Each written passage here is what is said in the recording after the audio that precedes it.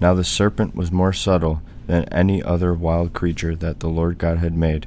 He said to the woman, Did God say, You shall not eat of any tree of the garden?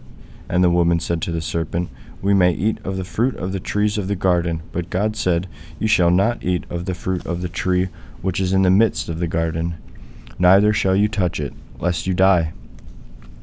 But the serpent said to the woman, You will not die, for God knows that when you eat of it, your eyes will be opened, and you will be like God, knowing good and evil. So when the woman saw that the tree was good for food, and that it was a delight to the eyes, and that the tree was to be desired to make one wise, she took of its fruit and ate. And she also gave some to her husband, and he ate. Then the eyes of both were opened, and they knew that they were naked. And they sewed fig leaves together, and made themselves aprons. And they heard the sound of the Lord God walking in the garden in the cool of the day, and the man and his wife hid themselves from the presence of the Lord God among the trees of the garden.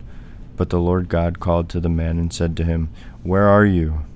And he said, I heard the sound of thee in the garden, and I was afraid, because I was naked, and I hid myself.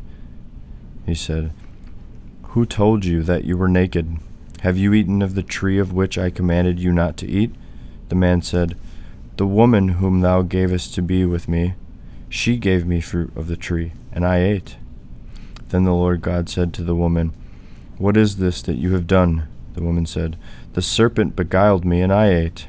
The Lord God said to the serpent, Because you have done this, cursed are you above all cattle, and above all wild animals. Upon your belly you shall go, and dust you shall eat all the days of your life.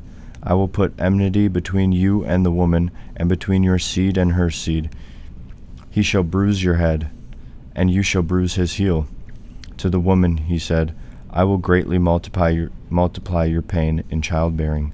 In pain you shall bring forth children, yet your desire shall be for your husband, and he shall rule over you. And to Adam he said, Because you have listened to the voice of your wife, and have eaten of the tree of which I commanded you, you shall not eat of it. Cursed is the ground because of you. In toil you shall eat of it all the days of your life. In thorns and thistles it shall bring forth to you. And you shall eat the plants of the field. In the sweat of your face you shall eat bread, till you return to the ground.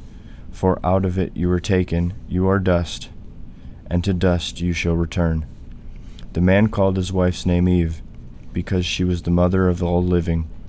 And the Lord God made for Adam and for his wife garments of skins, and clothed them.